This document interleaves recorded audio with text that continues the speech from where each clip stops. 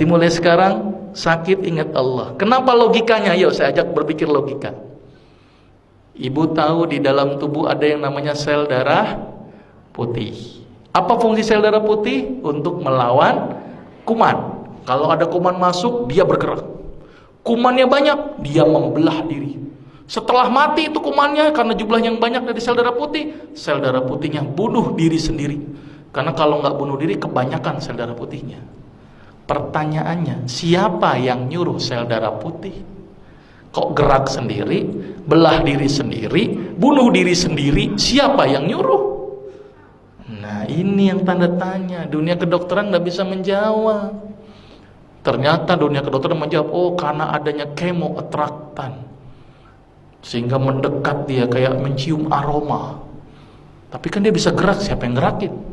Terus dia membelah diri, dia tahu ini, oh jumlah bakterinya banyak, dia membelah.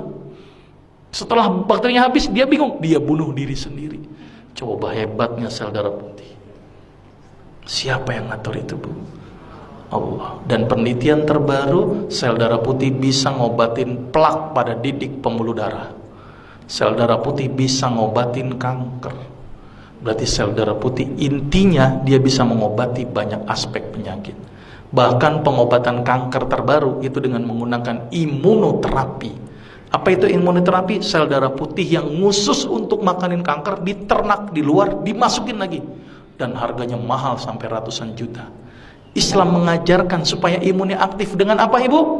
Sholat tahajud, berbekam, minum habatus saudah dan madu. Nah ini yang ngajarin siapa semuanya, Ibu? Rasul. Ini Ibu umat Nabi Muhammad atau bukan? Oke, berarti mulai sekarang rutinkan berbekam sebulan sekali. Rutinkan madu, ganti madu dengan gula, ganti dengan madu. Sirup ganti dengan madu. Karena kita umat Islam konsumsinya harus madu. Tapi umat Islam selalu dibikin stigma, hati-hati madu palsu. Tapi yang namanya sirup palsu nggak pernah hati-hati. Sirup jelas-jelas palsu diminum, coba. Madu yang belum tentu palsu apa enggak mau diminum. Ini kan aneh umat Islam, ternyata stigma itu yang bikin kita jauh dari madu. Padahal sepalsu-palsu madu lebih bagus daripada gula pasir dan sirup. Karena madu palsu nggak mungkin dibuat dari gula pasir tekor. Coba tekornya loba.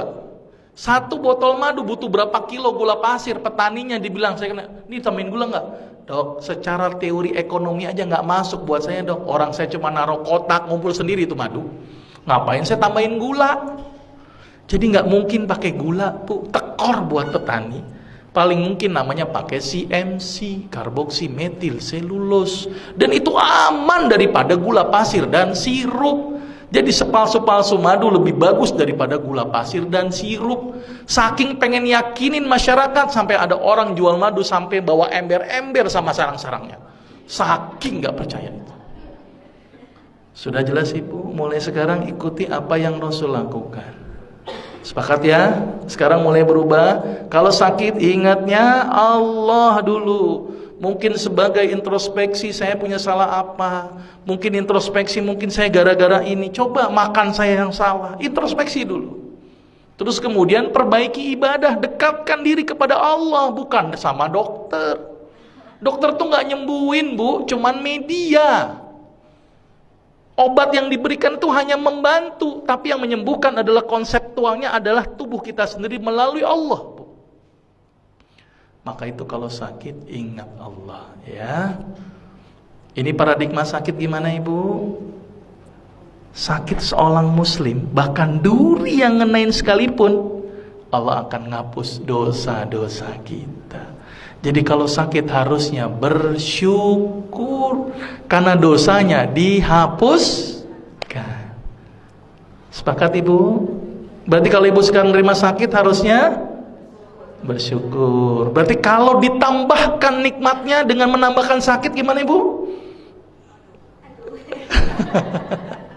Jadi harusnya senang, Bu, nggak apa-apa. Makin berat nggak apa-apa. Ya, karena ingat hidup kita di dunia hanya sementara, ada satu kehidupan yang tidak ada ujungnya yaitu akhirat, maka itu di dunia dijadikan satu kegiatan untuk ngumpulin amal. Jangan banyak berkeluh kesah, apalagi berobat kepada dukun. Aduh, hati-hati. Sekarang ustadz menjadi label untuk sebuah dukun, maka itu hati-hati. Nggak mungkin tulis praktek dukun, udah nggak laku, ustadz. Hati-hati, ditangkapnya ustadz apa itu? Nah, Guntur Bumi yang ditangkap itu ustadz loh, nggak bilang dukun, ya kan? Terus apa lagi? Ada yang mindahin ke kambing itu? Nah, itu juga ustadz, nggak dukun.